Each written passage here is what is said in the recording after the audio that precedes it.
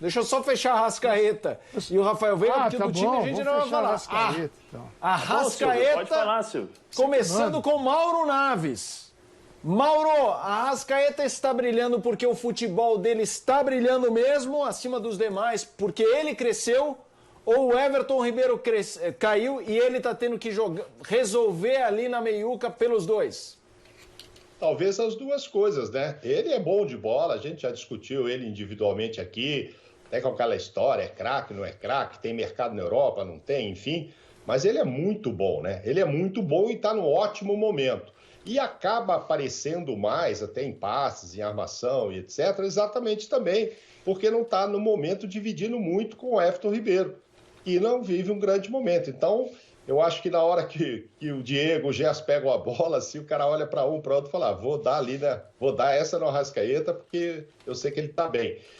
Mas, enfim, claro, o Everton amanhã, depois, pode voltar a viver um grande momento e o Arrascaeta continuar vivendo esse grande momento, como eles jogaram, né?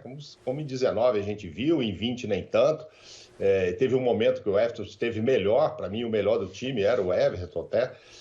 Mas nesse momento é o Arrascaeta, sim, e por tudo, acho que um pouco de cada um, porque sobra mais espaço para ele brilhar ali e porque o momento dele é excelente. Ele mostrou isso em jogos decisivos, mostrou isso no jogo contra o Palmeiras, era um jogo de decisão, valia troféu, ele foi decisivo, e agora na estreia da Libertadores.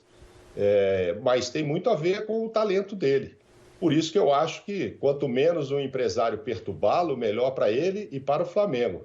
Vamos deixar as coisas assim sem que o extracampo interfira muito para ele continuar jogando isso. Ele já deu declarações de amores aí ao Flamengo, quer passar muito tempo aí. Então deixa ele viver esse love aí, que é muito bom para ele, inclusive para a seleção do Uruguai e ótimo também para o Flamengo.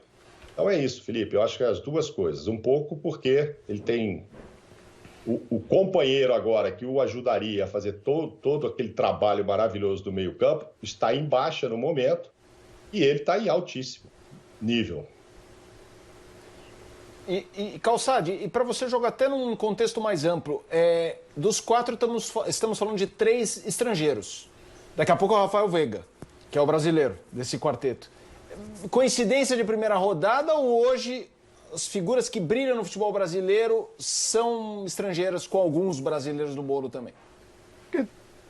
Assim, a gente tem que tomar algum cuidado pelo seguinte, é claro que se você vai buscar no mercado de fora um jogador, é porque você não encontrou aqui facilmente. Mas também você pode ter uma boa oportunidade de trazer aquele jogador e por que não trazê-lo? A gente está num mercado de futebol um pouquinho mais aberto, até para o Brasil. É claro que, em relação a equipes europeias, por exemplo, a gente não tem a quantidade de estrangeiros, embora tenha aumentado. Você tem times europeus que entram com 10, 11 estrangeiros, que é um futebol mais, sim, que tem uma convivência global, né? A nossa já não é assim. Então, por isso que data FIFA aqui a gente se complica. Por quê? Porque tem muitos brasileiros e os times brasileiros não vão ter todos os convocados para a seleção. Mas fosse o futebol brasileiro um futebol mais rico e tivesse vários jogadores de seleção brasileira aqui e estrangeiros também, as datas FIFA iriam inviabilizar os nossos campeonatos, porque os grandes times teriam 6, 7, 8 jogadores convocados. Isso acontece na Inglaterra, na Espanha, de ter 12, 13, 15 convocados, até porque outras categorias jogam nas datas FIFA também. Então você perde os jovens e perde os mais maduros. Isto posto, a gente vai atrás daqueles que estão faltando. Por exemplo, se encontrar um centroavante hoje, um 9, que bem específico no futebol sul-americano, opa, manda, tá todo mundo querendo, porque é um jogador mais raro no nosso país e também no futebol mundial, não é assim, tá chovendo 9 por aí. Não tem, por exemplo, Barcelona não tem, Real Madrid tem um só, que é o Benzema e tá atrás de outro. Então, quando tem, a gente às vezes acha que o futebol tem uma fartura, nem sempre tem, e dependendo do nível que você se encontra, são jogadores específicos. Então, o Benítez, eu acho que o Vasco foi uma atacada muito certeira, não dá para dizer que seria assim, e foi. O Zé tocou num ponto que faz a gente refletir, que é o ambiente que ele se encontra hoje e o ambiente que ele se encontrava no Vasco. A situação do Vasco contra o rebaixamento, e você é meia, e a situação de um São Paulo que ele... Eu tenho que dizer que o São Paulo pode disputar o título da Libertadores. Pode desenvolver equipe e disputar o título da Libertadores. Então, o Benítez saiu de uma luta para não cair para uma possibilidade de estar numa equipe que vai evoluir e disputar título de Libertadores. Pô, é outro contexto. É outro contexto. Embora aquele contexto de dificuldade do Vasco, né, de quase ruptura, que o time poderia ir foi para a segunda divisão, lutou e não ficou, esse contexto do Vasco, ele conseguiu mesmo num clima, porque o clima fica pesado para os jogadores. O Zé sabe disso, que viveu dentro de vestiário a vida toda. Tem jogador que não suporta isso, não aguenta o tranco. Não aguenta o tranco. Tem alguns que precisam estar num ambiente hiperfavorável. E o cara conseguiu estar num ambiente ali de dificuldade e ainda mostrar o futebol dele. É isso que atrai um outro clube, numa situação diferente, e fala assim, peraí, eu vou colocar você aqui para jogar. E o Crespo, no Paulistão, fez um time, fez outro, era um time uma vez, porque ele não podia jogar 4 vezes em 7 dias e botar os mesmos caras. E aí ele vai e surpreende na Libertadores. Então, porque não parecia, eu não apostaria na Libertadores. Não apostaria. E ele entendeu isso no adversário e falou, botou para jogar. Então, vamos aguardar. Não dá para dizer que sim, Casares vai brilhar o tempo todo no Flu, Benítez, o tempo todo no São Paulo. Já o Veiga, o Arrascaeta, vem de equipes mais formadas. Então é diferente falar de Veiga e Arrascaeta nesse momento. Mas eu estou muito esperançoso que Benítez e Casares surjam eu vou colocar, Calçade, eu vou colocar uma pergunta para vocês três mais experientes do que eu, né, na cobertura de jogos, vocês que assistiram mais jogos do que eu, com certeza. Esse problema, se você analisar, Arrascaeta, Benítez, Casares, aí a gente está esquecendo, Nacho Gonzalez, são todos, vou usar o termo antigo, né, camisa 10. São todos camisa 10. Isso demonstra para o futebol brasileiro um problema seríssimo de erro, talvez erro de formação nos nossos jogadores. Erro na base, porque se você analisar, nós não temos mais esse tipo de jogador. Qual foi o último grande camisa 10 do futebol brasileiro? Brasileiro, jogador brasileiro. Qual foi o último grande camisa 10? Você fala assim, esse cara colocou a bola no chão, colocou a bola debaixo do braço e falou assim, é minha, toca aqui, ali, distribui, finaliza, faz mais ou menos o que esses jogadores estrangeiros estão fazendo. Não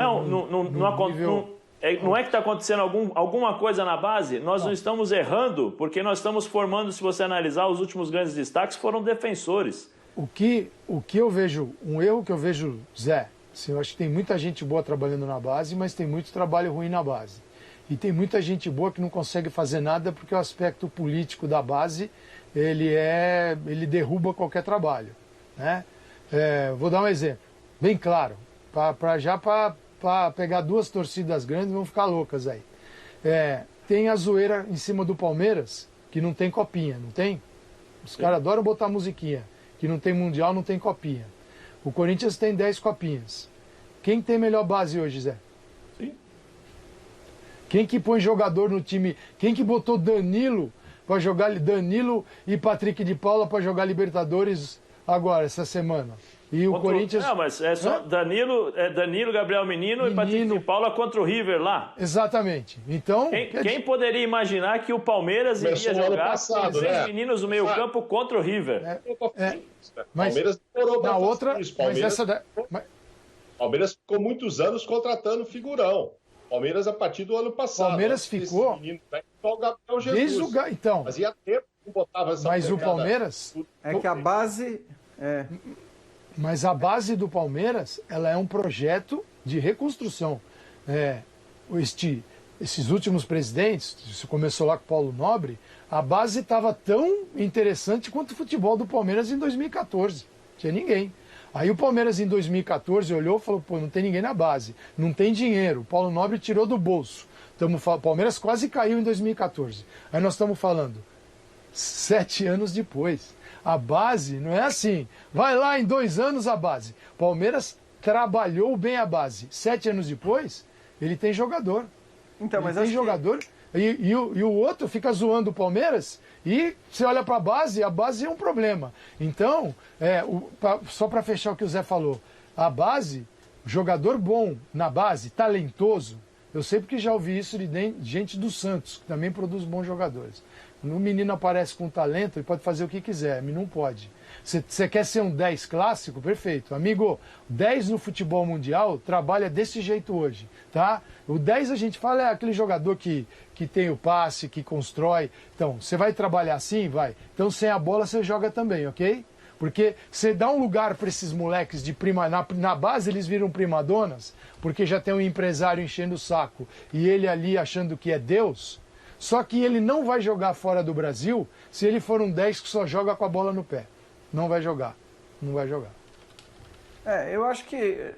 Primeiro que, assim, a gente está juntando todo mundo e dizendo que os estrangeiros são os destaques e não existe comparação do Arrascaeta com esses outros estrangeiros que a gente está citando, né? Claro que nós estamos pegando como base o desempenho nessa rodada da Libertadores e aí a comparação faz todo sentido. Você diz por ele ser muito melhor, Jean? Sim, por ser um... Não digo nem por ser muito melhor, porque é claro que se o Casares jogasse todo o jogo o máximo que ele pode jogar, a gente ia pôr o Casares num nível, né? Tem que colocar o Nacho aí também, hein, Jean? Então, Nacho Fernandes também, hein? Então, mas é que assim, nós estamos falando de um cara que é uma realidade, que é um jogador indiscutível e já faz um bom tempo, e que atua em alto nível o tempo todo, né, em quase todos os jogos e decide todos os jogos. Os outros são caras com capacidade, com qualidade técnica e com potencial para se colocarem eventualmente até no mesmo patamar do Arrascaeta, mas hoje não estão nesse patamar. Quer dizer, a discussão ela nasce hoje baseada na rodada da Libertadores. Então, primeiro eu só queria fazer essa distinção, né? Fazer essa ressalva. Depois, acho que tem o que o Zé falou mesmo, só que isso também, se a gente lembrar na Europa, quando havia limitações, seja por aspecto financeiro, mas principalmente por regulamentação para contratar brasileiro, aonde que os caras vinham buscar os brasileiros? Para quais posições que eles vinham buscar os brasileiros? Para essas posições. Então era o meia, era o atacante, Sim. É o cara que, vamos dizer, que faz mais a diferença. É o diferente, né, Jean? É o diferente. É o diferente. É isso. Mas aí você busca esse cara porque, enfim, você também tem limitação, porque aí, no caso do Brasil, não é uma limitação do ponto de vista da regulamentação, mas para a maioria dos clubes é uma limitação financeira, você não pode sair contratando um monte de gringo também, nem existe muito dinheiro para isso, e você procura o cara que pode resolver o seu problema, o cara diferente, como disse o Zé. Mas mesmo assim, se a gente lembrar, se não me engano, a zaga da bola de prata do último Campeonato Brasileiro foi uma zaga de gringos. Foi. Pessoal, a gente ampliou aqui, a discussão ficou muito boa na parte do Arrascaeta e demos uma geral. Agora eu vou trazer o Rafael Veiga pra gente fechar. Eu vou começar com quem fechou o bloco do Arrascaeta e foi o Jean. Eu entrei numa latada hoje de novo, né, Magno? Quando tem essas latadas, geralmente eu que tô dentro, né? Pra me dar o palpite daquilo que eu acho que vai ser fácil, do que não vai ser, do que acho que vai ser mais difícil. Então são jogos muito, muito difíceis para alguns times. Eu vejo o jogo do Fluminense e Bragantino um jogo aberto, porque são duas equipes muito fortes. Né? O jogo do Ceará e Fortaleza não precisa nem dizer nada, porque é um clássico. É um clássico. Tudo pode acontecer, é um clássico e é muito difícil você apontar um favorito. E alguns jogos em que eu vi que há facilidade. Só que isso não quer dizer, Magno, que a facilidade vai te dar a vitória, a passagem de fase correta. Isso não existe no futebol, né? Então alguns jogos me chamaram a atenção. Eu acredito que no jogo do Atlético Mineiro e Remo, o Atlético é muito favorito, na minha opinião. Acredito que no jogo do Flamengo e Curitiba, por tudo que há em volta, o Flamengo é favorito. No jogo do Palmeiras também. O Palmeiras é o atual campeão, né? Então eu vejo o Palmeiras muito favorito. Então, assim, o favoritismo não quer dizer que vai passar. Eu estou dizendo que para esse jogo, né, para o começo dessa terceira fase, é importante você ter esse aspecto, né, de ter os favoritos e ter os jogos difíceis. E, coincidentemente ou não, jogos difíceis acontecem nesses jogos, mano. Que você é muito favorito e aparece a zebra. Sem dúvida nenhuma, Paulo. A gente está mostrando aí exatamente a arte que preparamos com os seus palpites, né? Em negrito, aquele branquinho um pouco mais forte estão os favoritos que o Paulo selecionou e a cada bolinha está dizendo o quanto que ele considera fácil ou muito difícil. Me chamou a atenção nessa primeira parte, além do confronto Fluminense e Bragantino, que era realmente... Eu acho que o Bragantino, sem dúvida nenhuma, era o time que estava todo mundo querendo fugir, acabou ficando com o Fluminense. Aliás, o Fluminense, mais uma vez, não tendo muita sorte no sorteio, porque já caiu com o River Plate e agora enfrenta o Bragantino, que está muito bem no Campeonato Paulista, é já uma força da primeira divisão do Campeonato Brasileiro. Agora, Bahia e Vila Nova. Ô, Paulo, por que você considerou muito difícil para o Bahia esse confronto? Com todo respeito, né, Magno, a equipe do Bahia, que eu considero mais forte que a do Vila Nova, mas aí entra um pouco o lado sentimental, né? Vila Nova é o time de Goiás, todo mundo sabe disso, né? É o vermelho lá da Serra, e por isso eu coloquei um jogo mais difícil, mas é óbvio que o Bahia tem um time melhor, é um time de Série A, né? O Vila Nova tá procurando subir nas competições que tem a disputar, tá disputando um campeonato goiano agora, mas o lado sentimental pesou um pouquinho mais alto. Zero clubismo de Paulo Nunes. Inclusive, você conhece o Tim da chinela do Vila Nova? Você conhece esse cara? Lógico que conheço muito.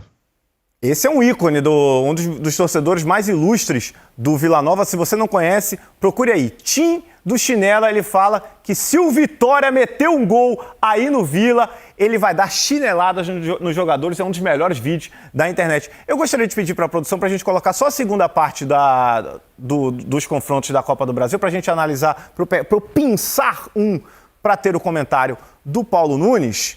Temos aí, ó, Atlético Paranaense e Avaí, o Atlético Mineiro pegando o Remo que voltou à Série B depois de muito tempo. É esse que eu vou pensar, ó, Corinthians e Atlético Goianiense. É bem importante lembrar que é quase que pode ter ou não a lei do ex, né? Porque o Mancini, até pouco tempo atrás, era o treinador do Atlético Goianiense, fez um excelente trabalho, exatamente por isso foi para o Corinthians. Mas me diga, Paulo, por que você considera o Atlético Goianiense um adversário muito difícil para o Corinthians? E também, eu quero saber essa daqui, por que o Juazeirense é um adversário difícil para o Cruzeiro? Tem também o clubismo aí? Analisa um pouquinho esses dois jogos. Não, vamos lá do Corinthians, né? Hoje, na minha opinião, o Atlético joga melhor que o Corinthians. Se você for colocar um jogo a jogo, o time do Atlético é muito mais bem formado, né? O Marcelo Cabo consegue tirar da equipe do Atlético uma equipe muito intensa, uma equipe que tem uma ideia de jogo bem clara, né, e nítida, então, e vem fazendo grandes jogos no Campeonato Goiano, né, e especialmente com um time até misto. Então, assim, hoje você vê um Atlético com a ideia de jogo, é um time muito forte na marcação, é um time que tem na sua transição, né, o seu ponto forte. O Atlético tem uma dificuldade imensa quando tem que propor o jogo, mas como vai ser um jogo contra o Corinthians, a ideia é que o Corinthians propõe esse jogo, né? E aí passa pro outro lado do Corinthians, né, Maga? A dificuldade que o Corinthians tem em propor jogo, em criar alternativas, né, em ter criação de jogadas, né? O Corinthians hoje não conseguiu, o Mancini até alguns jogos conseguiu ter uma ideia clara do seu esquema, mas o Corinthians evoluiu, né? O Corinthians caiu muito de produção. Os jogos do time do Corinthians estão sendo difíceis até de acompanhar, né, de ver, porque da dificuldade que tem de se criar. Tem uma defesa até certo ponto boa, mas em termos de criação é um time que ainda falta muito. O seu lado ofensivo precisa melhorar muito, né? O Mancini tem que criar alguns mecanismos para que possa, né, dar uma ideia a esse ataque do Corinthians. Então eu vejo, hoje, se você fosse colocar para mim, eu vejo o Atlético até hoje melhor a possibilidade de classificação do que o Corinthians. E o Juazeirense? Que fase, né? A que ponto chegamos de considerarmos, com todo respeito ao Juazeirense e a Juazeiro, mas o Cruzeiro, se esse jogo fosse há 4, 5 anos atrás, na época em que o Cruzeiro estava como uma das potências do nosso futebol, nunca a gente imaginaria que o Paulo Nunes consideraria muito difícil o confronto com o Juazeirense. Por que, Paulo, o Cruzeiro vai ter tanta dificuldade ou pode encontrar tanta dificuldade com o Juazeirense? Você disse tudo, né? Se você fala aí 2 anos atrás, isso não existiria, né, Mike? Não precisava nem ser 5, 2. Mas a gente tem que falar do futebol atual, o de hoje, né? Hoje não adianta você ter só camisa, não adianta você só ter tradição. O Cruzeiro é muito forte, a camisa é muito pesada. Só que isso não faz o futebol hoje, né, ser alternativa, né? O Cruzeiro vem com muitas dificuldades e eu acho que a intenção do Cruzeiro, e é certa, correta, é ter um time, né, para a Série B. O Cruzeiro precisa retornar à Série B. Eu acho que a maior preocupação do Cruzeiro no momento é essa. Então, a dificuldade que o Cruzeiro está tendo, né, alguns jogos do Campeonato Mineiro, alguns jogos até da Copa do Brasil, classificou nos jogos em que jogou, vencendo de 1-0, empatando fora, né, tendo a vantagem do empate. Então, a dificuldade é imensa. Você pega um Juazeiro que vai estar empolgado, que sabe que esse dinheiro que vem para o clube é muito importante para o jogador, os jogadores sabem disso, é o jogo da vida. Por isso eu coloquei esse jogo muito difícil para o Cruzeiro. Porque, primeiro, eu acho que o Cruzeiro tem que se preocupar, primeiro, para voltar à Série A, trabalhar essa equipe na Série B, e depois sim pensar na Copa do Brasil. Já dizia o poeta Tiago Neves, se a gente não ganhar do Juazeirense, pelo amor de Deus. Então é isso, os sorteios o sorteio da Copa do Brasil aconteceu hoje. Eu vou passar aqui mais uma última vez, os confrontos. Santos e Cianorte, Bahia e Vila Nova, Palmeiras e CRB, São Paulo e 4 de julho, a surpresa, né, dessa fase.